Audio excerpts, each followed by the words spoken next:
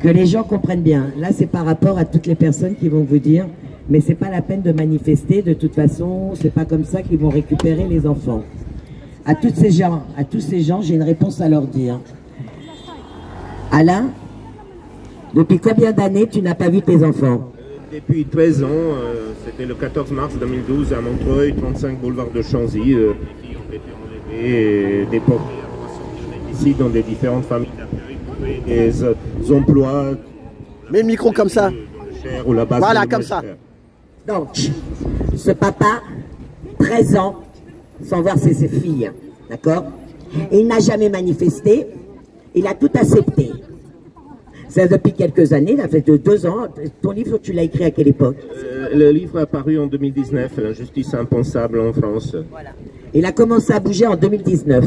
La photo de ses filles, là, une de ses filles. Je ne sais pas combien d'avocats que sans aucun succès vous vous retrouvez totalement abandonné. Donc, c'est pour que vous compreniez bien. Et ce cas-là, d'Alain, j'en ai des centaines. J'ai une maman, Nadine, 7 ans de combat. Toujours pas. Carrément, plus de visite depuis 2 ans. Elle en est à plus de 150 000 € d'avocat, de frais de procédure et tout ce qui va avec, huissier et tout ce qui va avec. Ok? La plupart des parents que je connaisse, ça fait des années qu'ils se battent pour récupérer leurs enfants. D'accord? Ça fait des années. Ils n'ont pas manifesté, ils n'ont rien dit, ils ont tout accepté. Et surtout, ils ont accepté l'ignominie. Ils ont accepté que leurs enfants se fassent violer, maltraités, affamés, déscolarisés. Vous comprenez ça? Leurs gamins se font shooter, parce qu'aujourd'hui, avec les procès qui est en cours, on parle bien de surdosage médicamenteux. Donc, pour toutes les personnes, moi je les appelle les mange-merdes, qui se permettent de venir cracher sur les parents qui se mobilisent, qui dénoncent la maltraitance de leur enfant, ces gens-là couvrent la perversion de la secte. Donc soit ils travaillent avec la secte, soit ils ont des intérêts. Parce que je ne pense pas qu'être médiocre intellectuellement vous emmène à cracher sur des parents qui se battent pour sauver leurs enfants. Il y a un problème. Vous êtes vraiment pervers, vous les gens là, qui condamnent. Je vous le redis encore. Je connais énormément de parents qui ne se sont jamais mobilisés, qui ne font pas de manifestation. Ce n'est pas pour autant qu'ils récupèrent leurs enfants. Voire pire, ben ils sont mis au secret. Ok? Donc, que vous comprenez bien, aujourd'hui les scandales sortent. En septembre, vous aviez la une du Parisien. Ces ados en foyer forcés à se prostituer. Donc, les parents doivent accepter ces ados en foyer forcés à se prostituer. Bah oui, hein. Bah oui. Forcés. Surtout, j'adore le mot forcé. Bah oui, on leur met un couteau sous la gorge. Hein. Ils sont tellement bien dans le foyer que les proxénètes, bah on ne sait pas comment ils arrivent à rentrer dans le foyer, puisque vous, les parents, vous ne savez même pas où sont placés vos enfants. Les parents ne savent pas où sont placés leurs enfants, mais eux, les proxénètes, ils savent trouver vos gosses. Donc, vous avez des enfants forcés à la prostitution. Ensuite, vous avez donc le fameux procès de Châteauroux, où que les gens ne comprennent vraiment pas ce qui s'est passé. Dans la mesure que c'est une association de la protection, qui travaille avec la protection de l'enfance, qui a touché de l'argent du département, alors qu'il n'avait pas l'agrément. Mais ce que les gens ne comprennent pas, c'est que c'est le département qui doit donner l'agrément. Donc vous êtes en train de me dire qu'un département qui n'a pas donné l'agrément donne de l'argent à cette association qui eux-mêmes n'ont pas donné l'agrément. Il n'y a pas un problème, les gars? Il est où le boss? Parce que dans ces cas-là, moi, demain, je vais aller chercher un chèque au département, hein? Bah oui, mais moi aussi, hein. Tout le monde, allez chercher votre chèque au département, hein? Créez votre association protection de l'enfance. L'association, ça s'appelait Enfants et Bien-être. On a vu Enfants et Bien-être, hein? Donc moi, demain, je vais me déclarer une association Enfants et Bien-être. Je vais aller au département et je vais aller chercher mon chèque. Bah si, puisque c'est ce qui s'est passé dans le procès Châteauroux. Je vous le redis encore, hein. C'est une association qui a touché de l'argent pour les enfants placés, alors qu'ils n'avaient pas l'agrément du même département qui a filé l'argent. Vous avez aussi actuellement cette histoire sous scandale de cet homme, famille d'accueil seul, célibataire, 32 ans, qui a actuellement été au départ arrêté pour viol sur mineur, donc un enfant de 4 ans handicapé. Et lors de l'enquête, ça a été poussé, mais on s'aperçoit qu'en réalité, il est derrière un réseau de pédocriminels. Il y a eu 5 personnes interpellées, dont un ressortissant belge, en Belgique, parce qu'on s'est aperçu que c'est un réseau, ok, Loire-Atlantique, Belgique. Réseau pédocriminel de la secte Loire-Atlantique, Belgique.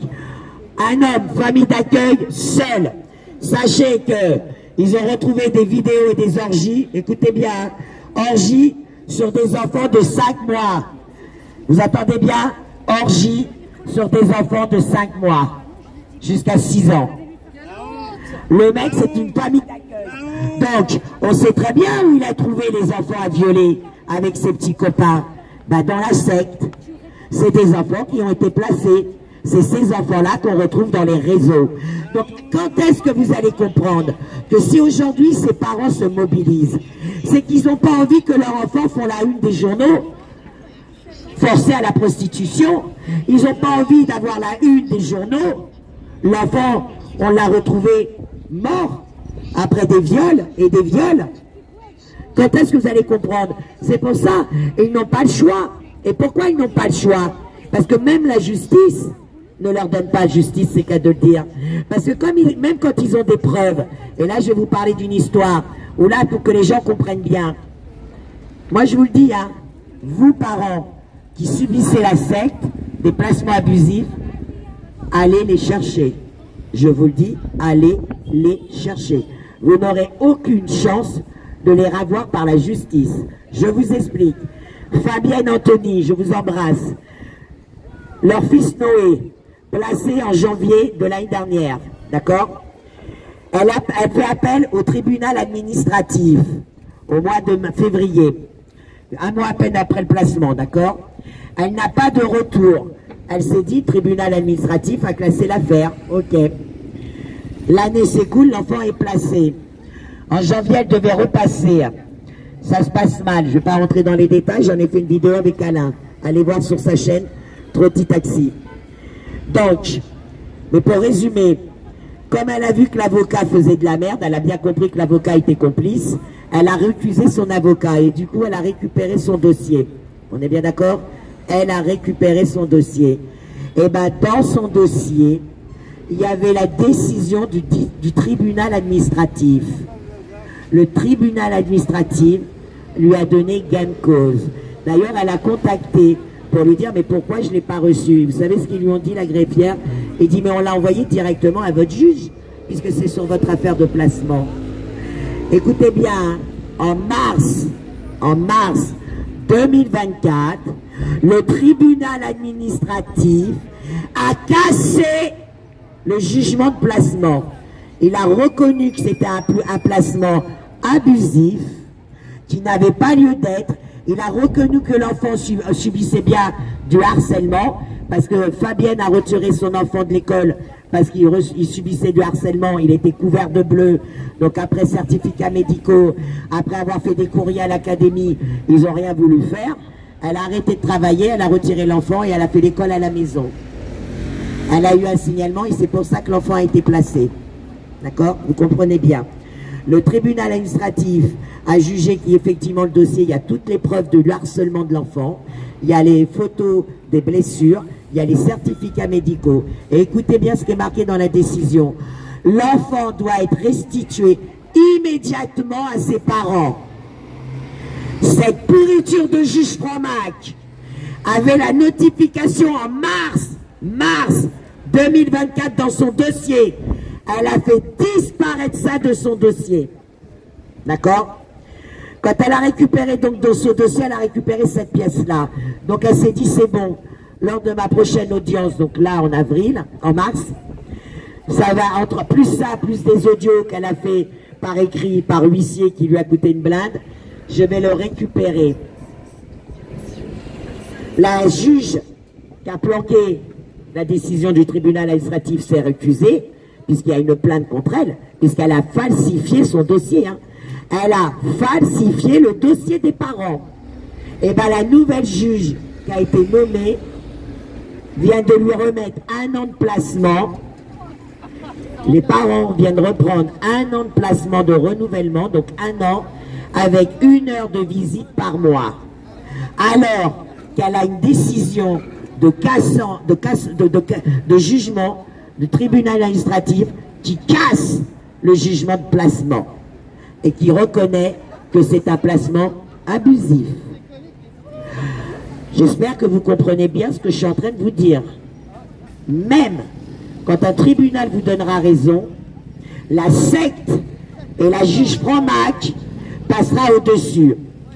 Et je tiens à vous dire, on me dit, mais pourquoi Nadia? Quel est leur intérêt? Leur intérêt, c'est qu'ils touchent de l'argent. Je te l'avais fait montrer, Alain. J'ai pas envie de le chercher parce que j'ai mis autre chose sur mon téléphone pour que vous compreniez bien aussi pourquoi les parents se mobilisent. Il faut savoir que j'avais reçu à avoir comment on appelle ça, le décompte de tout ce qui est donné dans l'aide sociale à l'enfance, à la sécurité sociale et tout ça. Tous les ans, toutes ces structures ont rendez-vous avec l'Assemblée nationale et ils donnent leur décompte. Et ça, c'était en 2007, les décomptes de 2007. Et bien pour 2007, pour la protection de l'enfance, il est marqué à la paragraphe 6, je te l'ai fait lire, hein, je te l'ai montré, Alain. Paragraphe 6, écoutez bien, hein, prestations spéciales pour les magistrats, les fonctionnaires, les militaires et les agents publics. Prestations spéciales pour les magistrats par rapport au décompte de la protection de l'enfance. C'est quoi les prestations spéciales? Ben, c'est les placements, les gars. Maintenant, pour finir, pourquoi les parents se mobilisent? Je vous ai expliqué. Enfants dans la prostitution, enfants déscolarisés. Et nous, on sait, parce que vous avez vu, depuis quelque temps, comme on remue pas mal, automatiquement, ils font des commissions. Après, je te laisse. Ils font des commissions d'enquête. Et là, ils vous sortent les commissions d'enquête dernièrement.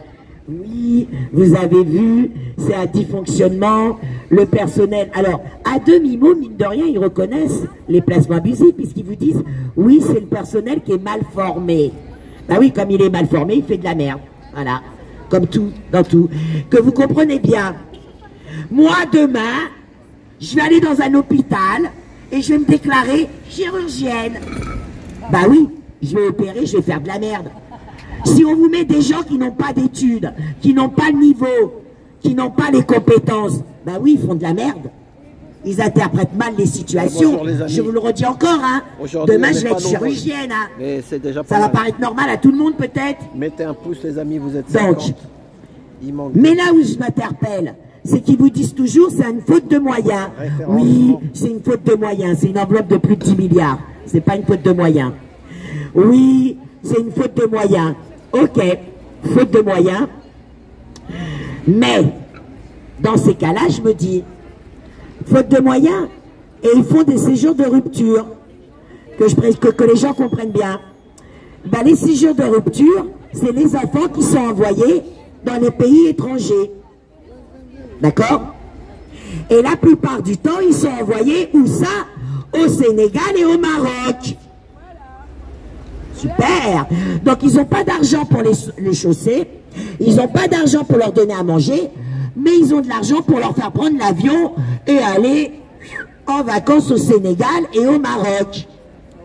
Et est-ce que vous avez vu la dernière dinguerie de pédocriminels qui vient de tomber, les amis? Eh ben, on va donner les dernières nouvelles, hein. Alors, apparemment, c'est un cousin de la Brigitte Macron. On n'a pas encore vraiment les liens, mais apparemment. Alors, écoutez bien. Écoutez bien, les amis.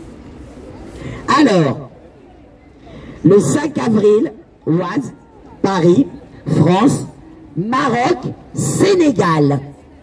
Tiens, la mise en examen et placement en détention provisoire des notables Pierre Robert, 72 ans, Adrien Bastra, 44 ans, un proche notamment de Cyril Hanouna, ainsi qu'un troisième homme. Là, on ne nous donne pas l'identité. C'est que l'identité doit être encore plus chaud. D'accord?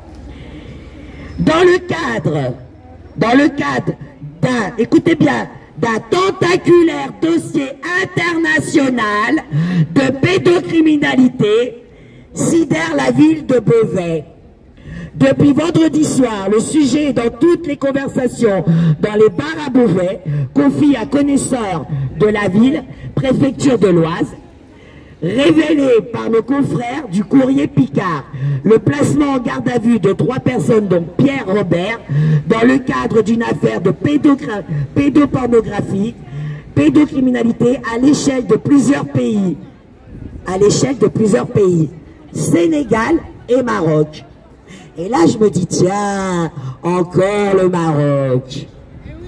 Qui a une affaire là-bas?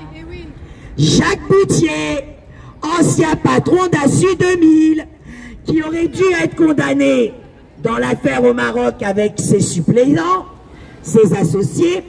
Et comme par hasard, Macron a été faire un petit voyage au Maroc, finalement, Jacques Boutier, finalement, ben, il n'est plus dans le dossier du Maroc. Il y a eu 12 en tout, 12 bras droits et travailleurs avec Jacques Boutier dans son entreprise au Maroc. Le mec, il a payé sa caution, 500 000 € pour sortir et attendre son procès. On attend son procès depuis 2022. Sachez que nous, Gilets jaunes, on se fait attraper sur une manif, on va au tribunal en 24 heures. J'ai perdu 40 vies ouvertes. Ça, c'est important. Nous, on va au tribunal en 24 heures. Les pédos, eux, c'est des années. Ils attendent des années, hein, d'accord? Donc, le Jacques Boutier,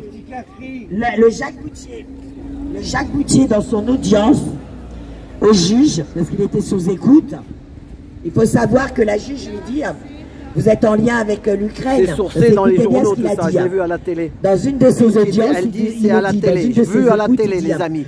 Je vais me faire livrer une petite Ukrainienne, depuis le conflit, la guerre, les prix ont baissé. Et il parlait qu'il était en cheville aussi avec une femme qui faisait apparemment de la traite avec les enfants du Maroc. Et lui, sa défense envers le juge, il a dit, ben non, pourquoi voulez-vous que je me fasse livrer un enfant? J'ai une entreprise là-bas. Donc à demi-mot, ce connard, il reconnaît qu'il va au Maroc taper les fesses des gamins et des gamines. D'accord? Dans le dossier de Jacques Boutier, il faut savoir qu'il y a 5 personnes mises en accusation avec lui. Notamment des gendarmes, un ancien gendarme de la JPN, et notamment 3 flics. Pourquoi? Parce qu'il avait mandaté ces barbouzes, j'appelle ça les barbouzes, et les avait mandatés pour aller chercher et enlever un des témoins de l'affaire, et notamment, comme certaines pièces ensellées dans les commissariats qui brûlent ou qui disparaissent, et ben ils avaient demandé pareil. Parce qu'il faut savoir que celle qui a porté plainte contre Jacques Boutier a filmé, et donc elle a des films, des agressions sexuelles, d'accord? Et ben il a demandé à ses copains de la police, sûrement qu'il a dû appeler son copain Dupond-Moretti ou Darmanin, pour aller chercher, parce que le mec il est multimilliardaire en 20 ans. En 20 ans, le mec, en vendant des polices d'assurance, il devient milliardaire. Ouais, bien sûr, on sait ce qu'il a vendu surtout. Comme il dit lui-même, hein, les prix ont baissé, les petites Ukrainiennes ont baissé, hein, les gars. Donc voilà pourquoi on est là et on dénonce la secte, les pédocriminels et tout ce qui va avec. Pourquoi nous les dénonçons? Parce que, je vous le redis encore, pourquoi les mamans en parlent?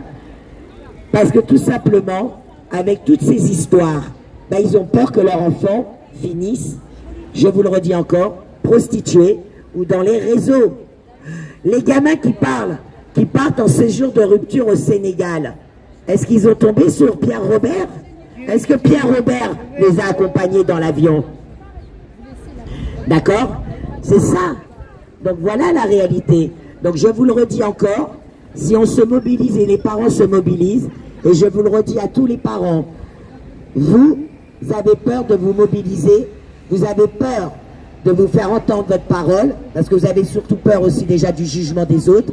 Sachez que les mange-merdes auront toujours à juger. D'accord?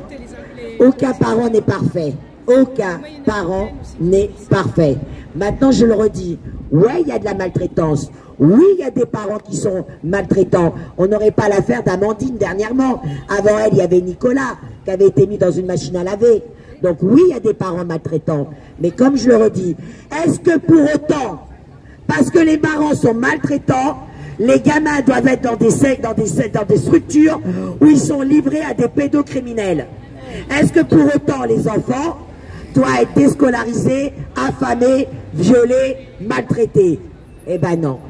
Et c'est ça notre combat. Non, moi en tout cas mon combat. Donc, moi je n'ai rien à foutre si la mère elle a fait ça, le père il a fait ci. Non, sauf si c'est vraiment de la maltraitance. Mais quand on me dit oui, tu accompagnes des parents, leur dossier c'est pas vraiment ça. Mais vous me donnez aucune preuve. Vous me donnez aucune preuve de ce que vous dire. Et je vous le redis encore, moi c'est pas les parents qui m'importent, ce sont les enfants. Je suis là pour me battre, pour dénoncer la prostitution dans les foyers, pour dénoncer les réseaux pédocriminels et pour dénoncer la secte et leurs procédures. Quand est-ce que les gens vont le comprendre? Donc je vous le redis encore, les parents se mobilisent parce qu'ils ont compris que leurs enfants étaient vraiment en danger. Et tous les parents qui se taisent, vous ne faites pas avancer votre dossier, bien au contraire. Vous faites en sorte que ça perdure. Vous faites en sorte que la secte gagne toujours. Parce que comme c'est qu'une petite poignée qui se mobilise, elle est facile à neutraliser. Mais si vous vous mobilisez tous, ça ne serait pas la même chose. Parce que, tiens-moi ça s'il te plaît, pour que vous compreniez bien, je vais vous relire. Je ne le ressortais plus parce que ça fait longtemps que j'en parle. Mais je vais vous le ressortir. Après c'est trop long. À tout bientôt. Merci pour tout. Je vais vous le